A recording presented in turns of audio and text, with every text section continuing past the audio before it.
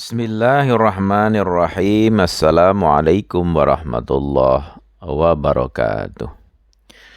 Pada kesempatan kali ini saya ingin berbagi sebagai peneliti berkenaan dengan pengantar ilmu kalam. Di antara yang ingin saya bahas adalah pengertian apa itu ilmu kalam, kemudian nama lain dari ilmu kalam, subjek ilmu kalam, tujuan ilmu kalam, metode apa yang dipakai dalam ilmu kalam, sejarah kemunculan ilmu kalam, kemudian juga tahapan-tahapan ilmu kalam, dan berbagai macam aliran di dalam ilmu kalam, kemudian buku-buku karya-karya tentang ilmu kalam, jenis ilmu kalam, dan lain sebagainya. Namun saya ingin menceritakan dengan secara singkat saja. Apa itu definisi ilmu kalam? Inilah yang ingin saya bahas untuk yang pertama kalinya. Ilmu kalam atau disebut juga dengan ilmu teologi adalah salah satu dari ilmu-ilmu Islam yang membahas tentang akidah-akidah Islam. Ilmu ini adalah berusaha menjelaskan, mengargumentasikan, dan membela keyakinan tadi. Kemudian berkenaan dengan salah satu dari ilmu Islam berarti ada di antara ilmu Islam yang lainnya. Di antaranya adalah logika, filsafat, ilmu kalam, tasawuf, usul fikih atau prinsip-prinsip fikih, fikih atau hukum Islam, dan juga filsafat praktis atau orang menyebutnya dengan hikmah amali. Nah, jadi kalam atau ilmu kalam adalah bagian dari salah satu ilmu di dalam dunia Islam. Kemudian ilmu kalam atau disebut juga dengan ilmu teologi ini adalah sebuah ilmu yang bersifat teoritis. Yang mampu membuktikan keyakinan beragama dengan cara berargumentasi. Jadi inti kalam, ya, salah satu maknanya adalah kalam itu sendiri adalah pendapat para mutakallim. Tapi di sisi lain juga ada yang berpendapat dari sisi subjek utamanya adalah kalam, maksudnya adalah kalamullah. Firman Allah itu sendiri sebagai subjek utamanya. Nah, di antara yang dibahas di dalam ilmu kalam yaitu tentang zat, tentang sifat, dan tentang perbuatan Allah Subhanahu wa Ta'ala. Selanjutnya, apa saja metode yang dipakai di dalam ilmu kalam? Nah, yang pertama adalah metode logika. Jadi, bagi yang sudah mengenal logika tentu lebih mudah untuk mempelajari dan mengargumentasikan keyakinan di dalam ajaran Islam. Nah, metode logika itu seperti apa? Misalnya logika analogi atau kias, tamsil dan jidal atau jadal atau berdebat. Ya. Kemudian soal batasan, ya. Ilmu kalam atau ilmu teologi atau di dalam dunia klasik, masa klasik disebut dengan usuluddin, adalah ilmu yang membahas tentang usuluddin atau dasar-dasar akidah. Ya. Namun tidak hanya mempelajari usuluddin atau dasar akidah saja, tapi juga kadangkala menjawab setiap kejanggalan isu-isu yang berkenaan dengan ajaran dan ahkam agama atau hukum agama. Nah, Sebelum saya berlanjut ke subjek ilmu kalam, saya ingin menambahi bahwa di dalam ajaran Islam itu terbagi menjadi paling tidak 3. Yang pertama adalah persoalan aqaid atau akidah, doktrin. Isinya apa? Tentang keesaan Allah, tentang sifat Allah, tentang kenabian atau nubuah yang bersifat umum, universal, dan juga kenabian yang bersifat terbatas. Kemudian juga ada perbedaan di antara mazhab Muslim, itu juga merupakan pasal-pasal atau dasar-dasar di dalam usuluddin. Itu yang pertama.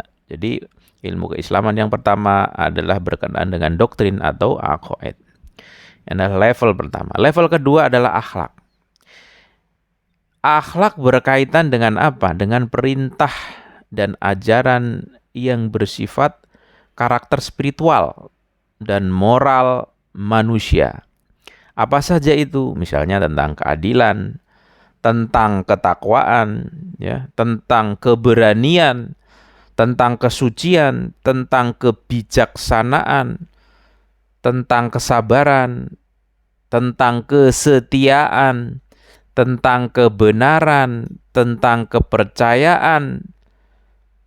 Ya, intinya adalah bagaimana manusia menjalani hidup itu seharusnya seperti apa. Kemudian bagian yang ketiga adalah persoalan ahkam atau hukum. Isinya apa? Isinya adalah problem-problem atau masalah yang berkaitan dengan amalan dan tata cara yang benar di dalam praktek, ya, misalnya sholat, puasa, haji, jihad, amar ma'ruf nahi mungkar, jual beli, persewaan, nikah, talak, dan pembagian harta warisan. Oke, saya ulangi lagi ya. Ilmu yang pertama yang itu disebut juga dengan ilmu kalam, di dalamnya adalah dibahas tentang aqaid atau akidah. Kajian yang kedua adalah ilmu akhlak atau etika. Kajian yang ketiga adalah ilmu fikih yang merupakan isi di dalam Islam, ya. Kemudian hal ini biasanya dipisah dengan ilmu yang lain, misalnya tentang sastra, logika, kadang-kala juga dengan filsafat, tapi ini pembahasannya dipisah.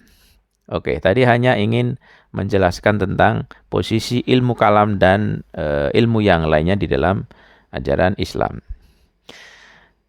Kemudian seperti yang saya sebutkan tadi, ilmu kalam disebut juga dengan ilmu teologi. Ilmu yang fungsinya adalah memperkuat cara berdialog, ya, cara berdebat. Berdebat dengan siapa? Ya, berdebat dengan diri sendiri. Begitu juga berdebat, berbicara, berdialog dengan orang lain. Orang yang meragukan keyakinan kita ataupun orang yang masih bertanya tentang keyakinan kita. Nah, saya katakan tadi ilmu kalam juga disebut dengan ilmu teologi atau ilmu usuluddin, ilmu dasar-dasar akidah. Ya. Kadang-kala juga dibahas juga fikih akbar, ya, fikih besar. Ilmu ini juga disebut dengan ilmu tauhid, ilmu zat, ya, ilmu sifat, dan lain sebagainya. Kemudian kita masuk pada subjek ilmu kalam. Subjek ilmu kalam itu tidak tunggal, ya, tidak hanya satu. Ada pendapat yang mengatakan bahwa ilmu ini tidak memiliki subjek secara khusus, ya. Ada yang meyakini memiliki subjek tapi tidak tunggal, ada yang memahami tidak memiliki subjek secara khusus. Adapun yang mempercayai memiliki subjek, ya seperti apa? Subjek keberadaan Tuhan, subjek keberadaan segala hal yang mungkin atau mungkinul wujud, zat Tuhan, sifat-sifat Tuhan, akidah-akidah agama, wujud sebagaimana mestinya atau maujud bima huwa maujud. Dalam bahasa Inggris misalnya disebut being qua being. Pengetahuan-pengetahuan khusus Ya, berbagai pengetahuan yang digunakan untuk membuktikan keyakinan-keyakinan agama.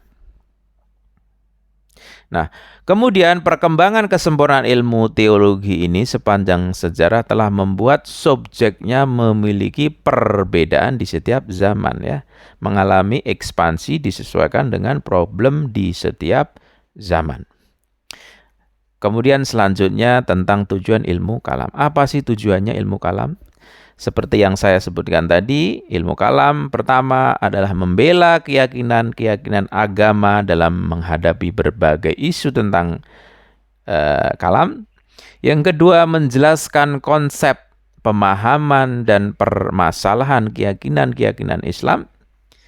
Yang ketiga, mengekstraksi akidah Islam atau membuat akidah Islam itu menjadi padat, mempadatkan akidah Islam.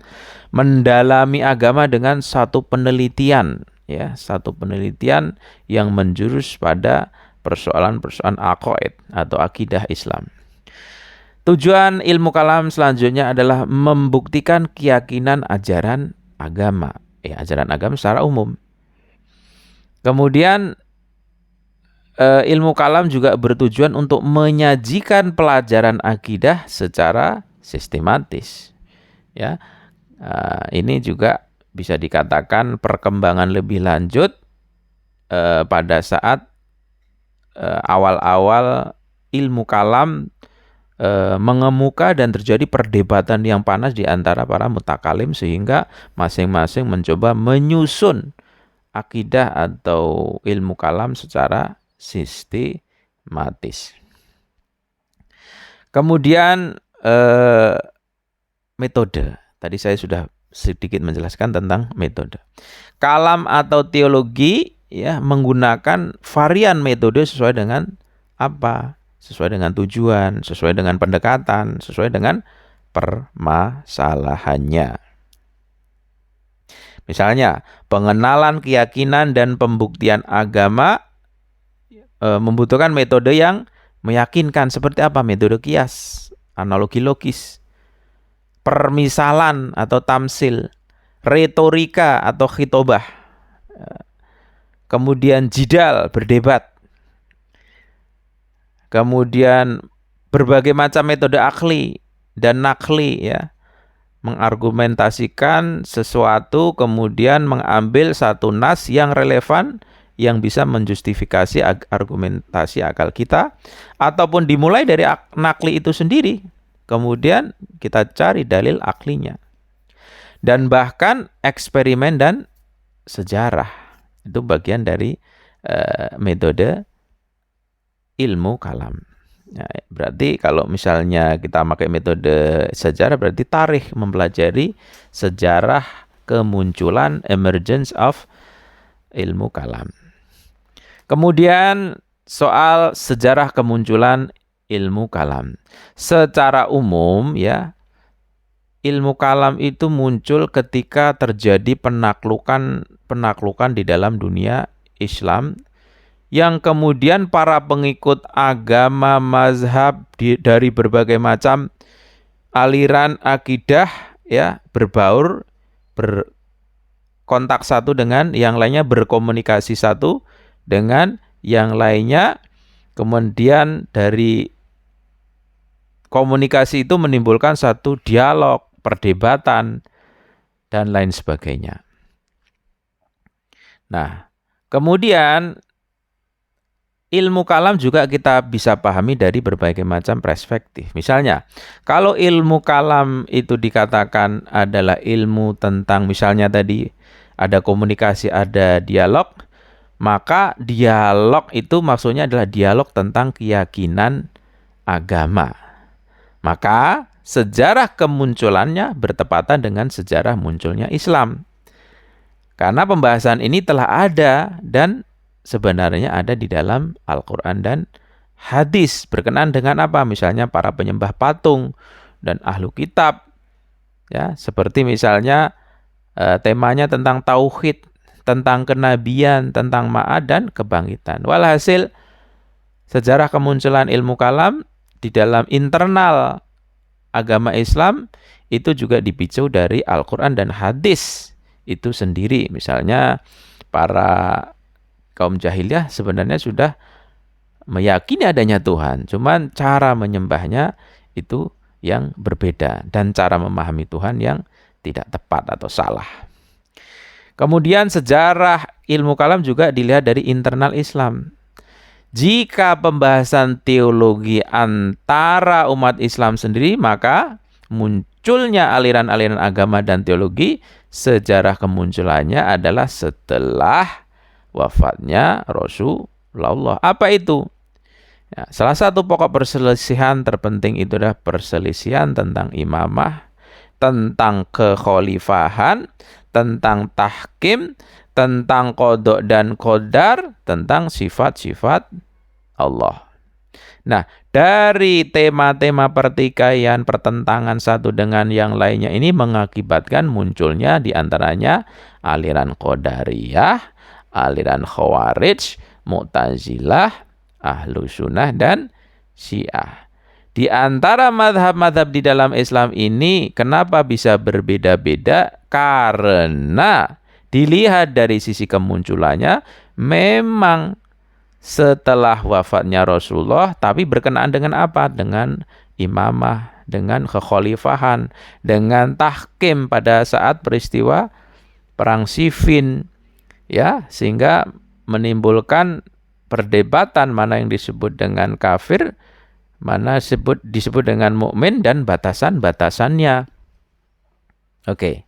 Dan juga di dalam ajaran Islam itu sendiri seperti saya katakan tadi, jadi ada internal, itu maksudnya internal di dalam ajaran Islam yang ada di Al-Quran dan hadis, dan internal di dalam tubuh Islam sejak wafatnya Rasulullah berkaitan dengan pengganti Rasulullah.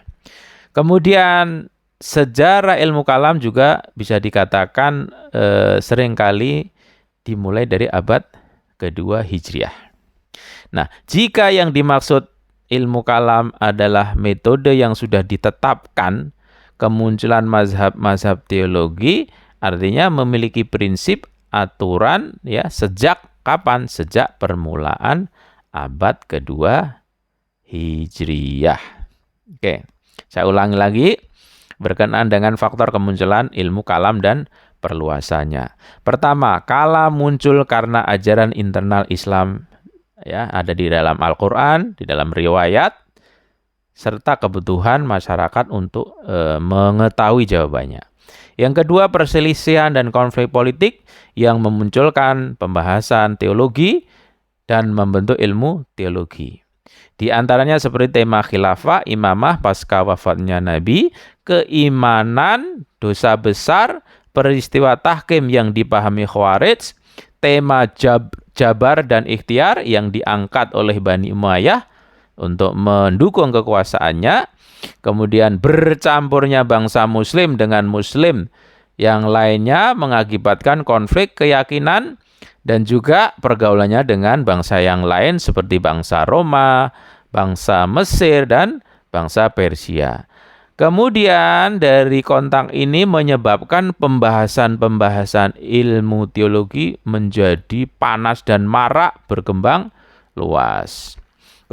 Kemudian juga kala muncul, ya, sebagai dorongan di dalam internal ajaran Islam, di antara motivasi internal pengikut mazhab untuk mencegah ajaran Islam dengan agama yang lain.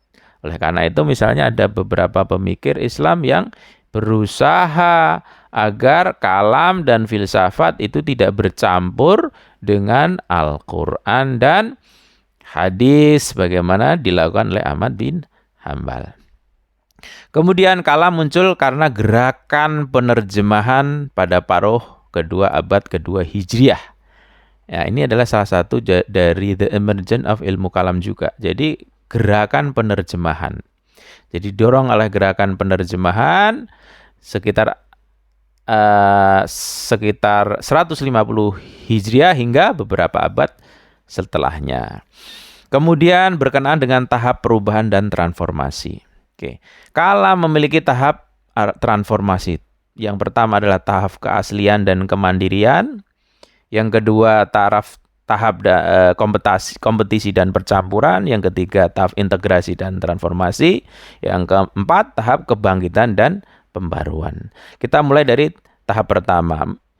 Tahap pertama itu adalah 5 abad pertama Islam. Meliputi berapa tahap? Ya, ada beberapa tahap. 1, 2, 3. Pertama, kemunculan dan pembentukannya, pengembangan teologi teoritis, penyusunan buku-buku teologi yang komprehensif. Oke, itu tahap 5 abad pertama Islam. Kemudian tahap kedua adalah dari abad ke-5 hingga abad ke-9 Hijriah.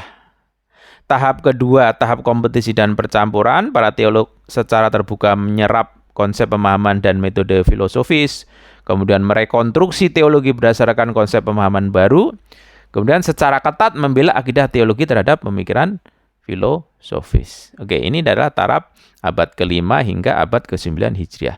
Kemudian tahap ketiga adalah tahap integrasi, tahap transformasi, ya, di mana di kalangan Ahlus Sunnah ini ada yang berpendapat terjadi kemunduran yang sangat tajam. Nah, sementara di dunia Syiah itu menjadi filosofis. Jadi ilmu kalam menjadi berkarakter filosofis. Oke. Kemudian tahap keempat yaitu tahap kebangkitan dan modernisasi.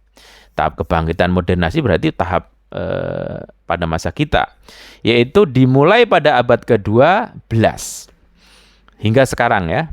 Beberapa orang pada abad ke-12 ini berbicara tentang perlunya membuat teologi baru untuk menjawab pertanyaan-pertanyaan baru. Sehingga memunculkan apa? Memunculkan neo-Mu'tazilah, neo-Asy'ariyah, neo-Salafisme. Nah, kemudian di dunia Syiah juga berkembang sesuai dengan kebangkitan pemikiran, misalnya pemikiran Sadra dalam teologi. Kemudian neo-Sadra, kebangkitan Kufah, kebangkitan Qum, dan lain sebagainya. Oke. Kemudian kita membahas tentang persoalan cakupan. Ilmu teologi atau ilmu kalam ini tidak terbatas hanya usuluddin ya. Awalnya memang usuluddin, tapi melebar pada persoalan furu'uddin. Misalnya tema tentang apa filsafat hijab, mengapa Al-Quran diturunkan secara bertahap, apa itu mukjizat, apa itu hukum sebab akibat dan mukjizat, keajaiban Al-Quran. Nah, meskipun ya di dalam hijab penetapan hukum hijab itu tanggung jawabnya ilmu fikih, sementara penentuan maksud dan makna-makna ayat menjadi tanggung jawab ilmu tafsir, tetapi ada pertanyaan yang penting, kenapa hijab itu menjadi wajib atau tidak wajib? Ini argumentasi kalam masuk di dalam perdebatan ini. Kemudian apa saja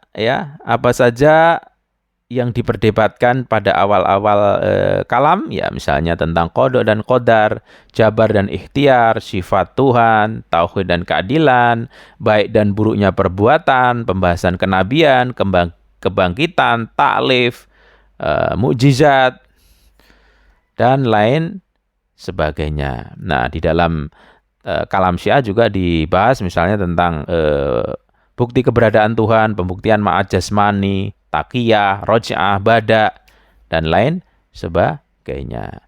Kemudian saya juga ingin menjelaskan tentang sebaran atau beragam aliran mazhab di dalam kalam. Aliran atau mazhab kalam terdapat perbedaan ya pendapat, seperti pada video saya sebelumnya ya.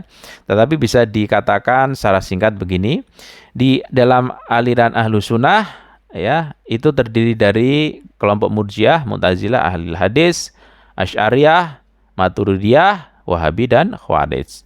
Tetapi ada yang berpendapat Khawarij tidak bisa dimasukkan di dalam Ahlus Sunnah. Kemudian misalnya tadi Khawarij ya. Awalnya Khawarij ini merupakan kelompok politik ya, kemudian berkembang menjadi aliran teologis yang beragam. Nah, awal dari orang-orang Khawarij ini mereka mempertanyakan tentang orang yang melakukan dosa besar ini dihukumi sebagai kafir atau tidak. Kemudian keyakinan kelompok Khawarij itu membentuk dua kelompok. Pertama adalah Murji'ah dan Mu'tazilah. Kelompok Murji'ah berkeyakinan bahwa amal soleh atau dosa tidak berpengaruh pada keimanan. Ya, sekali lagi kelompok Murji'ah berkeyakinan amal soleh dan dosa tidak berpengaruh pada keimanan. Tetapi Mu'tazilah memiliki cara yang lebih moderat dan mengatakan bahwa pelaku besar bukanlah seorang mukmin atau kafir, tetapi berada di antara keduanya. Mu'tazilah menganggap mustahil melihat Allah dengan mata telanjang. Dan dalam pembahasan berkaitan dengan ikhtiar dan jabar, termasuk para pendukung ikhtiar mutlak bagi manusia. Kemudian berdasarkan kepercayaan ulama ahli hadis, ya, tadi sudah saya sebutkan ada Khawarij, Murji'ah, Mu'tazilah, sekarang ahlul hadis.